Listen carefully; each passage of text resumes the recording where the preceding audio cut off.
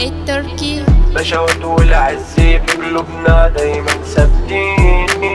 الحياة من غيرك يا حبيبي دي ده شيء أكيد. عشت في حالي تعب ودماغي نشف نابي عشان متداري وما ظهر قالوا مرض نفساني في إحباطه بيعاني عايز يتحداني بس لسه الفرق ما بينا بعيد. وضعي الحالي لحالي أحلالي أنا عشت زماني انتوا ما جيتوش تلاميذي وعيالي فاكر اني اناني انا بطل في مجالي وطبعي الخايب ما نعدلوش. وضعي الحالي لحالي احلالي انا عشت زماني انتوا ما جيتوش تلاميذي وعيالي فاكر اني اناني انا بطل في مجالي وطبعي الخايب ما نعدلوش.